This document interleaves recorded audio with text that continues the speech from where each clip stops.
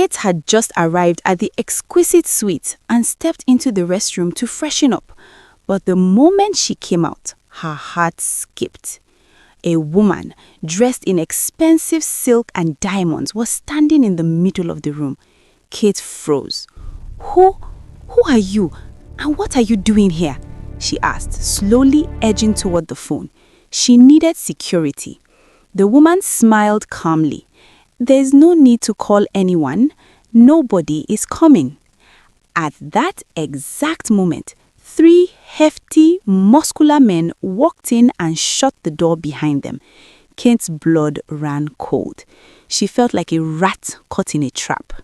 "Young lady," the woman said, sitting gracefully on the couch. "Have a seat. We need to talk about my husband. I know you are here to be with him." She leaned forward slightly.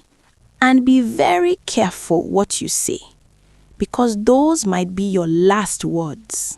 This is African Folktales with Nsinem. Listen to this story. Kate and Yemi were the it girls at Abuja. At 24, Kate already had 5 houses at high-class areas in Abuja, 5 luxury cars, and a wardrobe filled with luxury items. But she had no job or business to her name. All she had was a pretty face and a body to die for. Kate and Yemi had started with the father of their friends, and during their university program, they graduated to successful businessmen. Then they moved to Abuja, placed their degree certificate under the box, and went into full-blown slay queen lifestyle. Kate was the terror of married women. She had a hold on these men nobody understood. When they spent a night with Kate, they would gift her money in millions. There was no holiday location Kate had not visited. If you met Kate outside, you would not believe her parents owned a church. After 1 year in Abuja, she arrived at her father's house with a Lexus Jeep.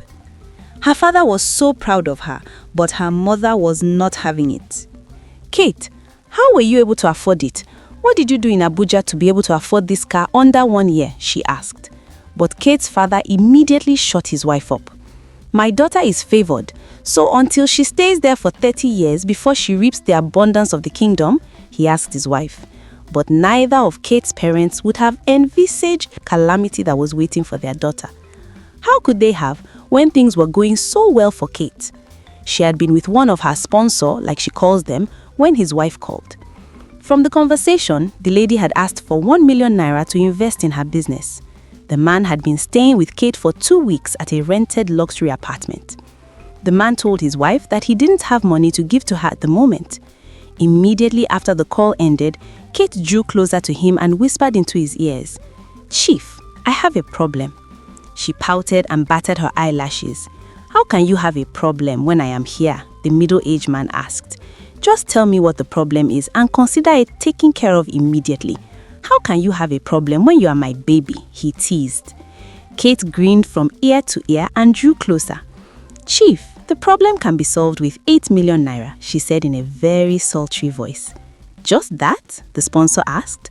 "Consider it done," he said. 2 days after, Kate returned to her apartment, 8 million naira richer. Yemi, her friend, was equally beautiful, and she lived a larger-than-life lifestyle like Kate, sponsored by her sugar daddies, of course. But Yemi had a boyfriend. The young man was residing at Lagos, and most of the time, Yemi would visit him and spend time with him. As far as her boyfriend knew, Yemi worked at an ICT firm and was well paid. Whenever her boyfriend, Ashley, visited her, she would switch off her phones and give him all her attention. But once he was gone, she was back to her body and slay queen lifestyle. The two friends were 2 peas in a pod. Kate knew Yemi's boyfriend, and they both resolved that he was off limits. Besides, Kate specialized only in sugar daddies. Kate loved the power she had over her sponsors, until her luck ran out. And it all began the night Yemi mentioned one name, Professor Toby. Yemi had attended a gala with one of her sponsors when Toby was called up to address everyone. Yemi had felt every part of her tingle. But she couldn't go after Prof. Toby because the man that took her to the gala was Professor Toby's friend. The Alhaji had introduced her to Toby. "Toby, meet my little candy," the Alhaji had said. Toby was handsome, and close up he looked like a chocolate statue. Toby had joked, "Oh, Alhaji, what a debatable candy. Is this a special arm candy or can she be passed around?" Toby had asked in a deep baritone voice. Alhaji had let out a deep laugh. "Oh, Toby, you joke too much. This one is exclusively mine," the Alhaji had said, marking his territory. So Kate got home and told her friend to go for Professor Toby. Neither of the two friends had heard of him, and it was for good reason. Kate immediately called their resource person to inquire about Professor Toby. And after a 5-minute call, Kate knew where the next event Toby was going to be attending was and when. "Babe, you know say na me bring am. If he clicks with Toby, you go find something for me," Yemi said. Kate immediately agreed. "Why not? Don't you trust me again?" Kate said, and the two friends giggled. They had no idea they were walking straight into Kama's patient clause, and Kama never forgets a debt. Their contact had told her that the professor was going to attend a little dinner hosted by the president himself. Kate knew she had to be there. From what their contact had said about Toby, he was stinking rich, and the picture she had been sent of Toby by her resource person took her breath away. The man was handsome. Kate never considered looks when picking and accepting her sponsors, but for the first time, the looks matched the pocket. Kate couldn't wait to see him physically. Kate racked her brain to figure out which of her sponsors would be invited to such the exclusive dinner with the president. A name came to mind and she immediately called the man. The man told her he had been planning on bringing his wife, but immediately told her she would be joining him there instead of his wife. When the call ended, Kate chuckled. "Oga, you no hear of bottom power. Abeg, drop that your dusty wife at home, abeg," Kate said. Then she put a call across to her designer. She wanted an outfit befitting to see Prof. Toby in. Days after, Kate stood in front of her mirror for the 5th time that evening. The dress clung to her body like it had been sewn directly onto her skin. It was a deep emerald gown, the daring slit that stopped just inches below her thigh. Her makeup was flawless, her lashes long, her lips glossy. Diamonds sparkled on her ears and wrist. Tonight was not just any night. Tonight, she was going to meet Professor Toby. She smiled at her reflection. "Let's see if the great professor can resist perfection," she whispered. Her phone buzzed. Her sponsor had arrived. The convoy alone announced wealth. 3 black SUVs, armed escorts, a driver in white gloves. The security at the gate didn't even ask questions before opening immediately. Kate stepped out slowly, allowing every eye to land on her. Heads turned, whispers followed. Women glanced at her and then at their husbands. Kate was used to it. She walked beside the chief like she owned the ground beneath her heels. Inside the hall, crystal chandeliers bathed the room in golden light. The air smelled of expensive perfume, power, and secrets. Politicians, billionaires, diplomats. Every table carried influence. Kate scanned the room carefully, but she didn't see him.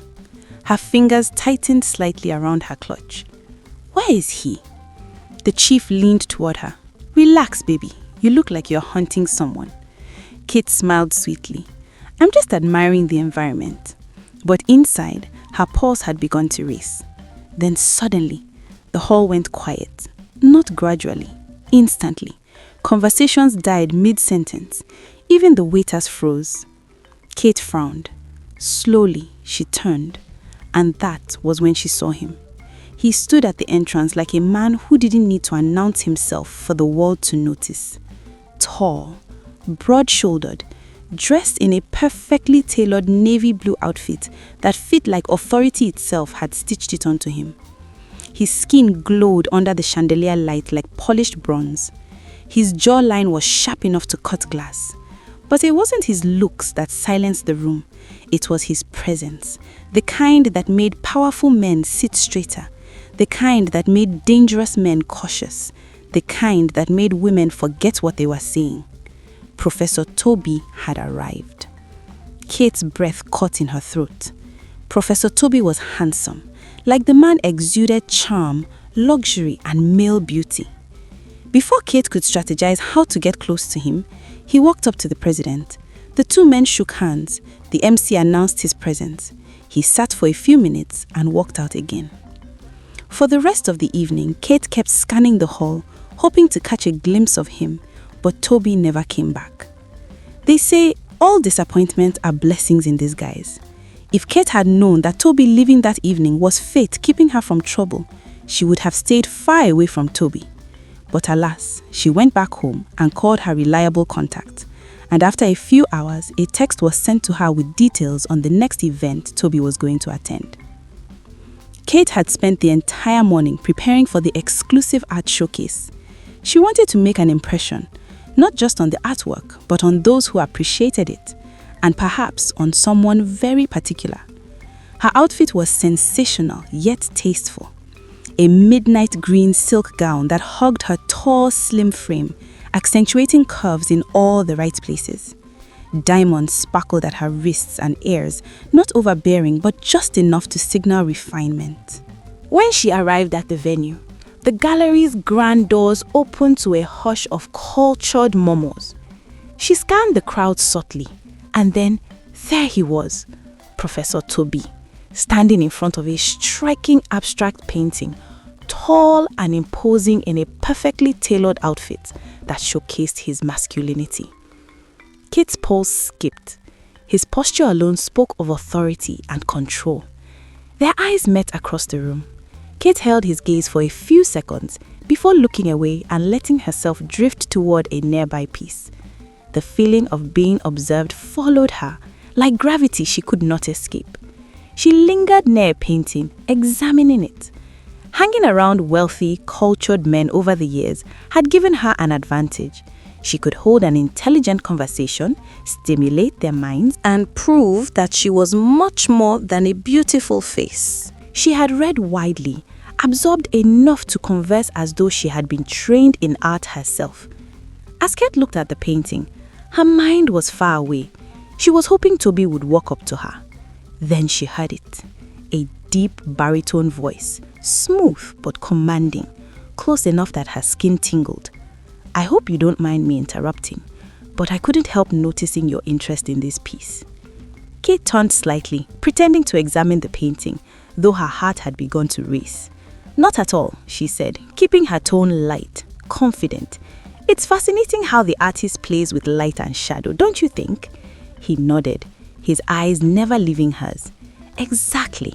Many people miss the subtle tension in the composition, but you notice. Kate smiled, a hint of playful pride in her expression. I've had a lot of practice noticing subtleties, she said, letting the words linger, teasing. They moved slowly through the gallery together, talking about color, form, and meaning. Kate found herself genuinely intrigued, not just by the man, but by the way he observed the world. There was intelligence, depth, and danger beneath his calm exterior. You speak like someone who appreciates life beyond appearances, he said softly, leaning slightly closer. Kate felt the heat of his presence brush against her arm. She allowed herself a small, teasing smile. I like to keep people guessing. Their conversation continued. At this point, they were flirting with each other, and Kate loved it. And by the end of the evening, the gallery was closing. Toby leaned closer, his voice smooth and persuasive. There's a new hotel opening nearby, a small private exhibition of rare pieces. Would you care to join me? Kate paused, sensing both excitement and risk, but her curiosity won. I think I'd like that, she replied, letting a small sparkle of mischief dance in her eyes. They arrived at the luxury hotel. Toby took her to his private suite. The conversation continued over fine wine. Minutes after, the two of them knew each other, like the Holy Book would say. That night, Kate had no idea that her life would never be the same. And soon, things were going to get completely out of her control. When she got home the following day, Toby had sent her transport fare that made her account bounce. Kate immediately transferred some money to her friend, then sent some to their contact. Kate couldn't believe she had bagged Toby. The Professor Toby. But while Kate was narrating to her friends how she was able to get him, their resource person called. By the time Kate finished talking to him, she was a bit worried. After talking on the phone, Yemi could see that her friend had heard a bad news. What's going on? Yemi asked her friend. He said Toby na catch and release, Kate said. Yemi pondered on it for a while. Maybe you need to forget about it. At most, see him once or twice, bill him and then withdraw. That guy gives us legit info. If he says the guy way is not clear, then disengage, Yemi said. But Kate was not going to do any of that, not after the wild and passionate night she had with Toby. The money was just an icing. She enjoyed being with Toby. She was addicted. Months after, Kate kept seeing Toby, and she enjoyed every moment of it. He took her to all the fabulous places she had not yet visited. Then one evening, he told her that he booked an exclusive hotel at the outskirts of town for them to spend the weekend. Yemi told her friend to stop seeing Toby. "I am the one that brought that guy to you. Please, babe, leave this guy. There's a reason he is catch and release." Yemi begged, but Kate was past reasoning. She was addicted to the money and the man. On the evening of their weekend getaway, Kate was so excited. She arrived at the hotel at the time he told her to and waited at the lobby for him. Then her phone started ringing. It was Toby. If you are enjoying this story, please give me a thumbs up. Subscribe to this channel if you haven't. I share intriguing African tales on this channel. Do share this video with your loved ones that would enjoy it. A very warm shout out goes to Phoebe. Oh, I loved reading your comment on my last video. Thank you. Back to the story. Toby told Kate that he would be a bit late because something came up. He told her to get the key card at the reception and wait for him. Order anything you like and make yourself comfortable. I will be there before you know it. Kate wasn't surprised. Sometimes Toby did run a little late for their meetups, but Kate had no idea what was waiting for her. She had every reason to worry. A warm shout out goes to Terry, Ruth, and Folktales watching from USA. I'm sending warm virtual hugs to Dulcie watching from Zimbabwe, Tana from Gambia, and Nana from South Africa. Thank you for your comments on my video. Reading your comments are truly the highlight of my day. Back to the story.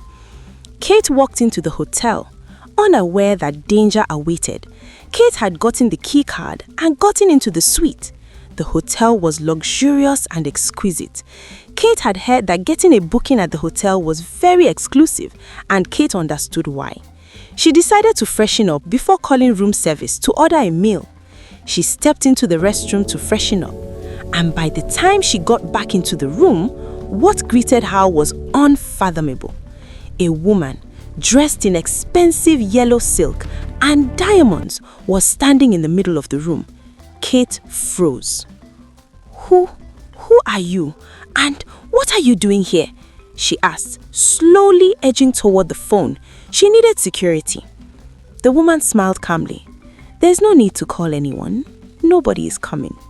At that exact moment, 3 hefty, muscular men walked in and shut the door behind them. Kate's blood ran cold. She felt like a rat caught in a trap. "Young lady," the woman said, sitting gracefully on the couch, "have a seat. We need to talk about my husband. I know you're here to be with him." She leaned forward slightly. "And be very careful what you say, because those might be your last words." Kate knew she was in trouble. She had no idea that what she was inside was bigger than trouble. She had just stepped into a trap that had no escape. Kate quickly walked to the bed and sat down. "Young lady, I really must commend you," the woman said in a very soft voice. "You have been sleeping with my husband for the past 6 months, flying all over the world with him. I'm sure you fancied yourself a second wife already," she said before breaking into a very dry laugh. "Sorry, my dear, I didn't introduce myself properly. I am Peggy Toby." "And you are?" the lady asked. Kate didn't know if she was to respond. She had never felt more terrified in her entire life. Before Kate could blink, one of the men stepped forward, slowly, deliberately. He stopped inches from her face, and then he gave her a slap that sent her flying into the bed.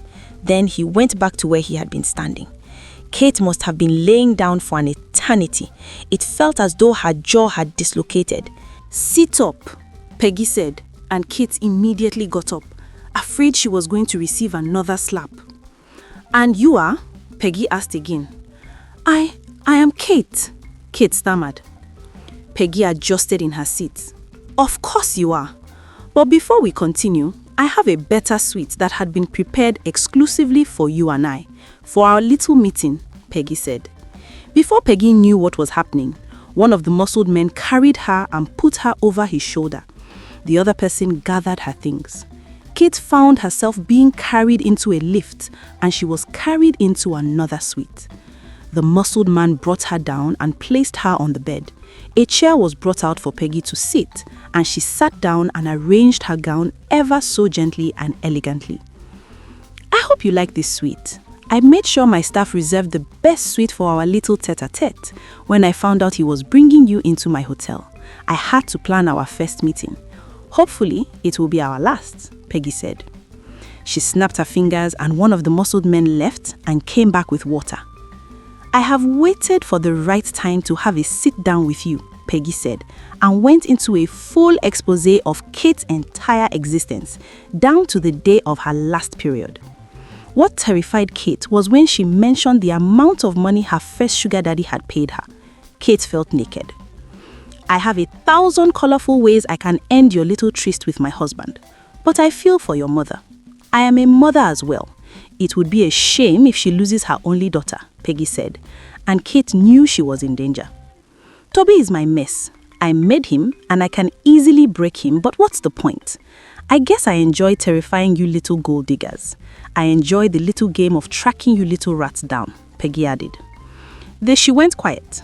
Kate didn't know if she should beg or be quiet. Then she got up and walked to the door. Peggy paused at the door. Oh, and Kate. Kate looked up weakly. Peggy smiled. Try running. I enjoy the chase. And then she opened the door and walked out. The 3 men followed. Kate immediately got up and searched her bag that was brought from the other room. Her phone was missing. They had taken her phone. Kate lay there and cried out her eyes. She remembered all her mother's warnings. For 2 days, Kate lay in her beautiful suite alone. She had been locked up. Luckily, she found food in the fridge and an oven at the kitchen in the suite. Meanwhile, her friend Yemi had been locked up in police custody.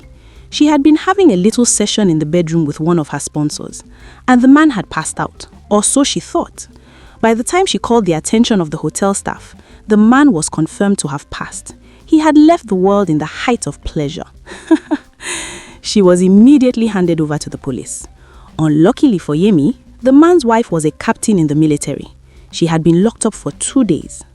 On the 3rd night, Kate had been released. Her phone was handed over to her. The car she had parked outside was gone. Immediately she walked to the hotel gate. She took to her heels, afraid Peggy might change her mind and order her to be locked up again. After she got home, she went through her phone and realized her account had been wiped clean.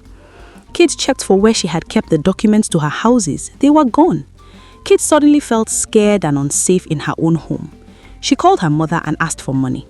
Kate used the money to run for her life. She went back to her parents' house, where she stayed and started life again. But this time, she was going to make an honest living. The sponsors, sugar daddies, and slay queen era was gone. As for Yemi, the matter was posted by a blogger who was looking to blow up his page with a little gossip about the man that passed. The story blew up. Yemi was later released when the autopsy results showed that he died of a cardiac arrest. But the scandal had already destroyed her image. Her boyfriend dumped her, and Yemi also had to leave Abuja because the scandal was too much. Even her sponsors wouldn't even come close to her. Do you think Peggy went too far? Share your thoughts with me in the comment section below. Luxury and thrill may seem irresistible and intoxicating, but true safety and peace come from honesty and making wise, responsible choices. If you enjoyed this story, then I am sure you'll enjoy this one on your screen. Click to watch, and I'll see you there.